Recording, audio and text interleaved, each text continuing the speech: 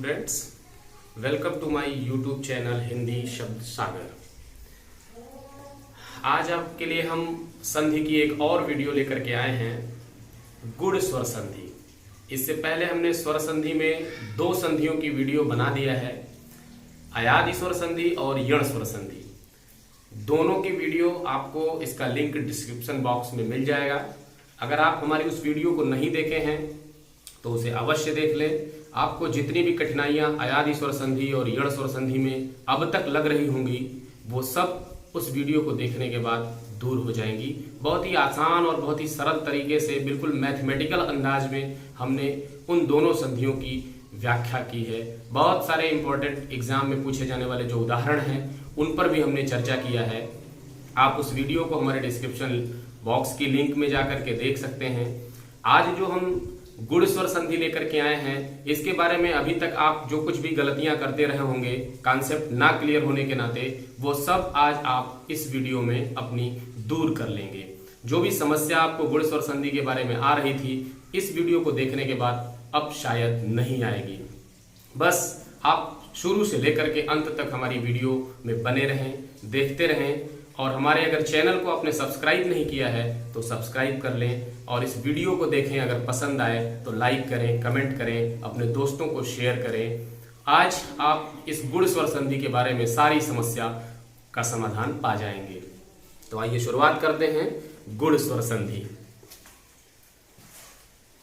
आपको एक बार मैं फिर बता देना चाहता हूं कि संधि की परिभाषा, संधि विच्छेद, संधियों को कैसे पहचानते हैं, इन सब चीजों की मैंने एक आसान सी समझ विकसित करने के लिए जो दो वीडियो पहले बनाया है, यण स्वर संधि और अयादि स्वर संधि, उसमें आपको सारी समस्याओं का समाधान मिल जाएगा। आपको मैंने एक चीज बताया था कि संधि होती है दो वर्णों के मेल से उत्पन्न विकार अथवा रूप परिवर्तन। यानी दो वर्णों के मेल से उत्पन्न विकार अथवा रूप परिवर्तन को संधि कहते हैं। जब बात स्वर संधि की आती है तो दो स्वरों के मेल से उत्पन्न विकार को स्वर संधि कहते हैं। अब स्वर संधि में 5 संधियां मानी गई हैं, उनमें से हमने 2 की वीडियो पहले बना दिया और आज गुण स्वर संधि की हम चर्चा करते हैं। गुण स्वर संधि की परिभाषा, इसका एक सूत्र माहेश्वर सूत्र के आधार पर जो दिया गया है वो है आद्य गुणा। इसकी एक सरल परिभाषा जिसके आधार पर आपको इन जो गुण स्वर संधि से संबंधित शब्द हैं वो आपको समझ में आएंगे। उसको आप देखें कि यदि आ यानी अ या आ के बाद ई या उ री ली आए तो दोनों मिलकर, यहां पर बहुत ध्यान देने की आवश्यकता है। अभी तक आपने यण स्वर संधि और अयादि स्वर संधि में देखा था कि जो पहले शब्द का अंतिम वर्ण है वो बदल जाता था। वही यण स्वर संधि में भी हो रहा था और वही अयादि स्वर संधि में भी हो रहा था। फिर आपको जो दूसरे शब्द का पहला वर्ण है उस स्वर से उसको जोड़ देना था। यहां पर जो गुण स्वर संधि है इसमें थोड़ा सा अंतर है। यहां परिभाषा में आप देखेंगे कि यदि आ के बाद ई या उ या री में से कोई आए तो दोनों मिलकर, यानी पहले शब्द का अंतिम वर्ण और दूसरे शब्द का पहला वर्ण दोनों मिलकर के बन जाएंगे। दोनों मिलकर क्रमशः ए, यानी आ के बाद अगर ई या ई में से कोई आया है तो दोनों मिलकर ए। आ के बाद उ में से कोई आया है तो दोनों मिलकर के ओ। और अगर री आया है तो दोनों मिलकर के अर, और अगर ली आया है तो दोनों मिलकर के अल हो जाते हैं।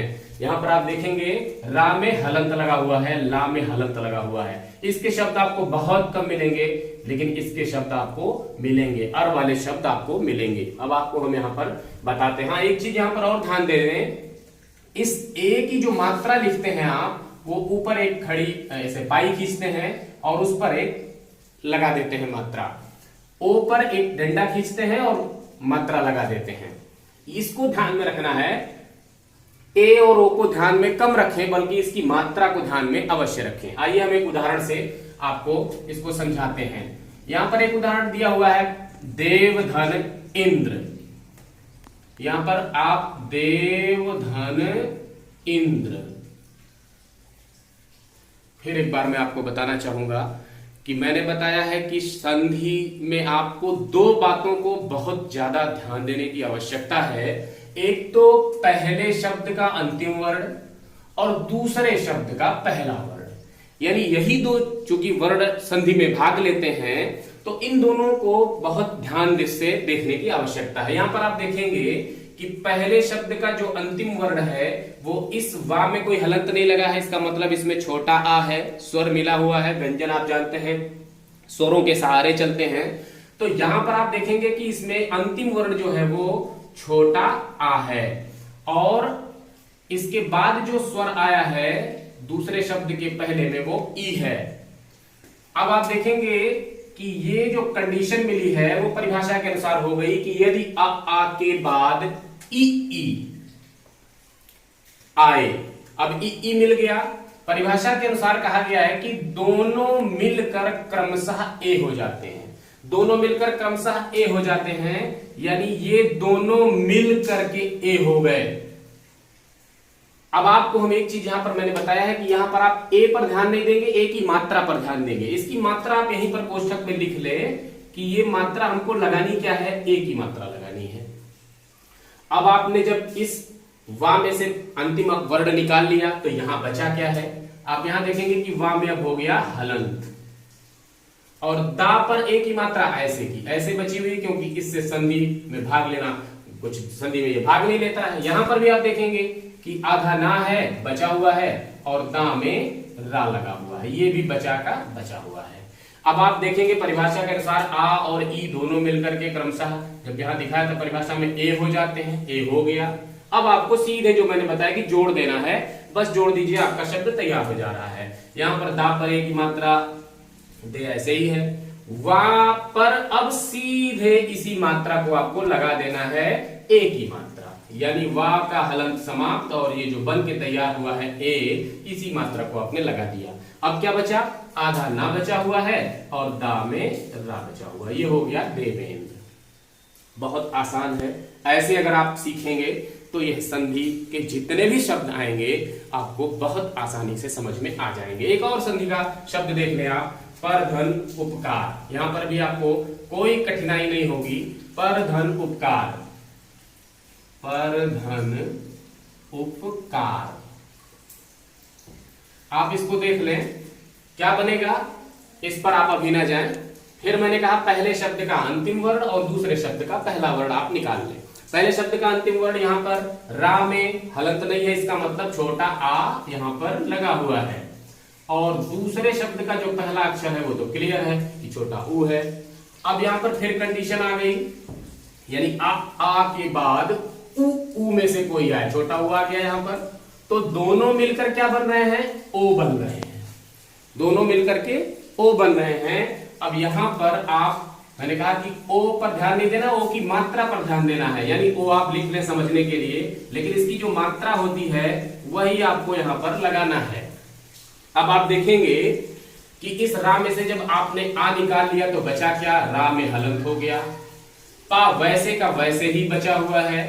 यहां पर ऊ भाग लिया संधि में, बाकी जो वर्ण बचे हुए हैं पा है, कापरा की मात्रा है और रा है, ये वैसे का वैसे रखा हुआ है। अब आप देखिए ये संधि का शब्द बनकर के तैयार होने वाला है। अब आपको सीधे जोड़ देना है, पा ऐसे का ऐसे उतार लेंगे, रा में हलंत है, और अब जो ये दोनों मिल करके ओ बना हुआ है इसी को उस पर मात्रा के रूप में लगा देना है, यानी रा पर जब ये ओ की मात्रा लगेगी तो रा का हलंत समाप्त, ओ की मात्रा आपने लगा दी। अब जो बचा हुआ शब्द है, वर्ण है, खंड है, ये यहां पर आप उतार देंगे और ये हो जाएगा परोकार, कहीं कोई दिक्कत नहीं है। आप आइए एक बड़ा वाला हम आपको दिखा देते हैं। आपको लग रहा होगा कि छोटा आ से तो सर बता रहे हैं, लेकिन बड़ा आ से नहीं बता रहे हैं। बड़ा आ वाला भी देख लीजिए आप। यहां पर एक उदाहरण है, राका, राका धन ईश। यहां पर देखिए पहले शब्द का जो अंतिम वर्ण है वो है बड़ा आ, और दूसरे शब्द का जो पहला वर्ण है वो है बड़ी ई। फिर देखिए परिभाषा के अनुसार आपको कंडीशन मिल गई, यानी आ के बाद ई बड़ी ई यहां पर आ गई है। चाहे जो आए, चाहे छोटी ई आए चाहे बड़ी ई आए, यहां पर चाहे छोटा आ हो चाहे बड़ा आ हो, दोनों जो नियम के अनुसार मिल करके बनेंगे वो बनेंगे ए। यहां पर दोनों मिलकर के क्या बनेंगे ए। अब हम यहां पर ए की सिर्फ मात्रा लिख रहे हैं क्योंकि आपको उसी से काम है। ए बन गए, ए की मात्रा ही हमको लगाना है, ए की मात्रा हमने लिख लिया। अब यहां पर देखिए इस का में से जब बड़ा आ निकल गया तो यहाँ का में जो बचा वो क्या हुआ, हलंत। और क्या बचा हुआ, रा पर आ की मात्रा यहां पर है। यहां पर से जब ई बड़ी ई निकल गया तो सिर्फ बचा हुआ है तालव्य शा। अब यहां पर आएंगे आप, इसको जोड़ देना है, यानी रा ऐसे का ऐसे आपने उतार लिया, का में हलंत है और ए की मात्रा आप लगाना है, तो का हलंत समाप्त और ए की मात्रा लग गई और ये समाप्त हो गया। अब बचा हुआ है यहाँ पर तालव्य शा, इसको आपने उतार लिया, हो गया राकेश। कहीं कोई दिक्कत नहीं आ रही है। आइए आपको हम एक री का उदाहरण देकर के समझाते हैं कि री से बनता अर है। क्या होता है, यहां पर आप आ जाइए, महाधन ऋषि लिखा हुआ है। चलिए इसको भी समझ लीजिए, महाधन ऋषि, महाधन ऋषि लिखा हुआ है। परिभाषा के अनुसार आप आएंगे कि आ के बाद अगर री आता है तो वो अर बन जाता है, रा पे हलंत है। यहां देखिए अंतिम वर्ण जो पहले शब्द का है वो है हा पर बड़ा आ की मात्रा, यानी हा पर बड़ा आ की मात्रा, बड़ा आ अंतिम वर्ण हो गया। यहां पर आपको मिल गया री। ये कंडीशन अब आपको परिभाषा के अनुसार मिल गई कि यदि आ के बाद री आए तो दोनों मिलकर के क्या होते हैं, अर होते हैं। इसको अर, अब यहां पर पहले और देख ले कि इस हा से जब आपने बड़ा आ निकाल लिया तो हा में क्या बचा है, हलंत, और मां ऐसे का ऐसे रखा हुआ है। फिर यहां पर आएंगे, री निकल गया है तो बचा क्या है, मूर्धन्य शा पर छोटी ई की मात्रा। अब आप देखें परिभाषा के अनुसार आ के बाद री आएगा तो क्या बनेगा, अर। आप अर ऐसे जैसे बन रहा है वैसे लिख लीजिए, रा पे हलंत लगा के। रा पे हलंत का मतलब आधा रा हो गया है। अब आप आइए इसको सिर्फ जोड़ देना है, कहीं कुछ नहीं करना है। मां को ऐसे का ऐसे आप लिख लेंगे, हा में हलंत है और अब इस आ से जुड़ेगा चलिए तो इसका हा का हलंत समाप्त हो जाएगा। और अब आपको रा बचा हुआ है और शा पर छोटी ई की मात्रा बची हुई है। शा पर छोटी ई की मात्रा ऐसे का ऐसे आप लिख ले जो बचा हुआ था। अब इस रा को लगाना है। अब आप इस रा को लगाने से पहले ध्यान दें, मैंने एक बार जो यड़ स्वर संधि बताया था उसमें रा को लिखने का 4 तरीका बताया था। जो स्वर जो ध्वनि निकल के आ रही है और अर निकल के आ रही है, आप यहां पर अब बोलेंगे मां हा के बाद अब रा लगाना है आपको, मां हा, और लाना क्या है, अर, महा अर, महर महर। और जब अर की ध्वनि आती है तो मात्रा जाती है ऊपर। री की ध्वनि जब आती है तो मात्रा आती है नीचे। यहां पर आप देख सकते हैं, यहां पर मैं लिख रहा हूं कर्म, देखिए अर कर्म, यहां पर री कृष्ण। एक रा और तरीके से लिखा जाता है ट्रक, एक रा और तरीके से लिखा जाता है क्रम। ये 4 तरीके हैं जिसमें जो अर की ध्वनि आने वाली है वो इस ऊपर वाले पे आएगी। ऊपर वाले पे आएगी, कहां पे जाएगी, महर्षि। हा के बाद इसका भी सिद्धांत है कि जिस पर ये रा लगता है, यहां पर हमने ये रा लगा दिया, वहीं पर लगेगा। ये जिस पर लगता है उसके पूर्व वाले वर्ण से मिला करके बोला जाता है। उसका पूर्व वाला वर्ण है हा। अब हा से इसको मिलाना है रा को, ध्वनि क्या आनी चाहिए, अर, हर हर मिल गया आपको, महर्षि यानी हो गया ये महर्षि। बहुत बार गलती करते हैं, एक बात यहीं पर मैं बता दूं आपको, वर्तनी संबंधी जब प्रश्न आते हैं तो बहुत लोग गलतियां करते हैं। एक शब्द बार बार पूछा जाता है, आशीर्वाद, ये पूछा जाता है। अब ये आशीर्वाद तो यहां तक लिख लेते हैं लोग, लेकिन अब रा कहां लगाएं ये कंफ्यूजन हो जाती है। तो मैंने ये जो सिद्धांत यहां पर बताया आपको कि जिस पर लगेगा उसके पूर्व वाले अक्षर से उसका उच्चारण करना है। अब बोले आप आशीर्वाद, आशीर, अब रा आ रहा है, शा के बाद रा आ रहा है, यानी शा के बाद अगर रा आ रहा है तो वा पर आपने अगर लगाया तो अब मैंने कहा ना जिस पर लगेगा उसके पूर्व वाले अक्षर से मिला के बोलना है। आशी यहां लगा हुआ है, इसके पूर्व वाला अक्षर शा है, इसी से मिला के बोलना। आशी, अब रा का आएगा उच्चारण, आशीर्वाद।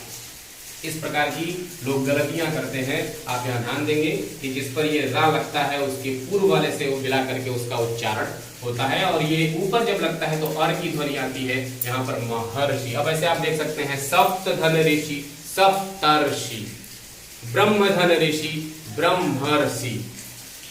इस प्रकार से आपको गुण स्वर संधि जहां पर भी इस तरह के शब्द आए, आप पहले शब्द का अंतिम वर्ण और दूसरे शब्द का पहला अक्षर अगर जान जाते हैं तो इस आधार पर आप इस सब सारे शब्दों को कर सकते हैं। बहुत सारे इंपॉर्टेंट यहाँ पर उदाहरण दिए हुए हैं जो परीक्षाओं में पूछे गए। नील धन उत्पल बराबर नीलोत्पल। और यहाँ देखिए पूर्ण धन इंदु, पूर्णेंदु। इस तरह के जो भी शब्द आएंगे आप उसको कर सकते हैं, कहीं पर कोई दिक्कत नहीं होगी।